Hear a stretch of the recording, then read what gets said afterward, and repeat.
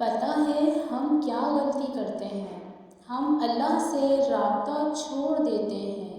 ہمیں لگتا ہے کہ اب ہم نے اتنے گناہ کر لیے ہیں کہ اللہ ہماری اب سنے گا ہی نہیں، حالانکہ ایسا نہیں ہے۔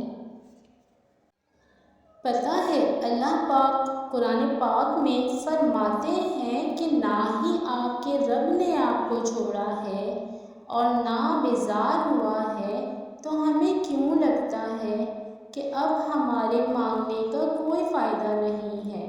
یہ ہم لوگ ہیں جو دور چلے جاتے ہیں، اللہ تو کبھی دور نہیں جاتا۔ مانگتے رہا کریں، اللہ سے مانگنا مت چھوڑا کریں۔ اللہ اپنے بندے کا انتظار کر رہا ہوتا ہے کہ کب میرا بندہ مانگے اور میں اس کو عطا کروں۔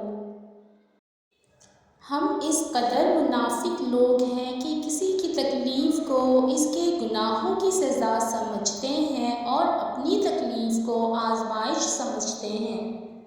آپ کو کیوں لگتا ہے کہ جو آپ سے چھین جائے گا وہ آپ کو واپس نہیں لوٹایا جائے گا؟ حضرت یوسف بھی تو اپنے والد کے پاس لوٹے تھے۔ حضرت موسیٰ کا اپنی والدہ کے پاس لوٹنا، حضرت ہاجرہ کا حضرت ابراہیم کے پاس لوٹنا، حضرت ایوب کے بچوں کے پاس لوٹ جانا۔ اللہ تو ہر چیز کو آپ کے پاس لوٹا دیتا ہے۔ وہ کچھ وقت کے لیے دور اس لیے کرتا ہے کیونکہ ہم اللہ کے حصے کی محبت بھی اس چیز کو دینا شروع ہو جاتے ہیں تو اللہ بس یاد کراتا ہے کہ اصل محبت کا حقدار صرف وہی ہے۔ اور آپ کو کیوں لگتا ہے کہ آپ کی زندگی الٹ ہو جانے کے بعد پہلے سے زیادہ خوبصورت نہیں ہوگی؟ حضرت یوسف کو پتہ تھا کہ سارے دروازے بند ہیں، پھر بھی وہ بند دروازوں کی طرف دوڑ پڑے تھے اور اللہ نے ایک ایک کر کے سارے دروازے کھول دیے تھے۔ تو آپ کیوں مایوس ہوتے ہیں؟ آپ کا اور حضرت یوسف کا رب ایک ہی ہے نا۔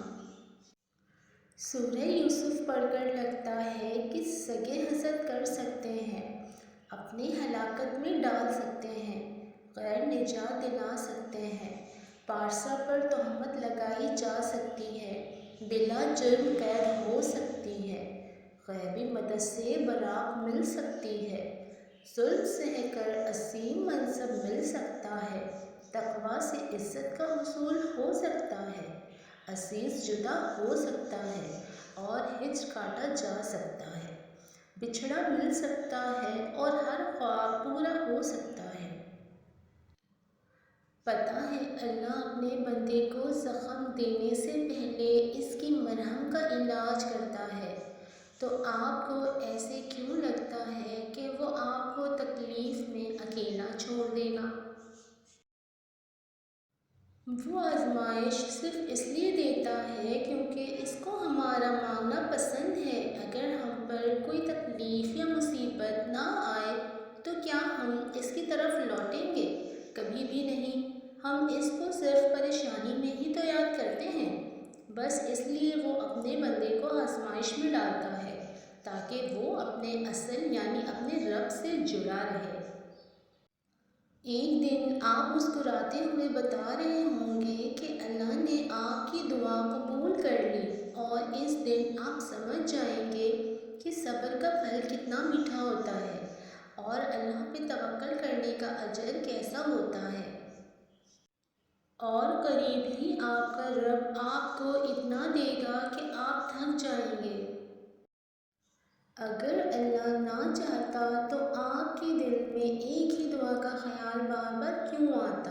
بس اپنے اللہ پہ بھروسہ کریں اور دعا مانگنا نہ چھوڑیں۔ اگر دیر ہو رہی ہے تو اس کا مطلب یہ ہے کہ اللہ کو آپ کا مانگنا پسند آ رہا ہے، اس لیے انتظار کریں، آپ کو وہی ملے گا جو آپ چاہتے ہیں۔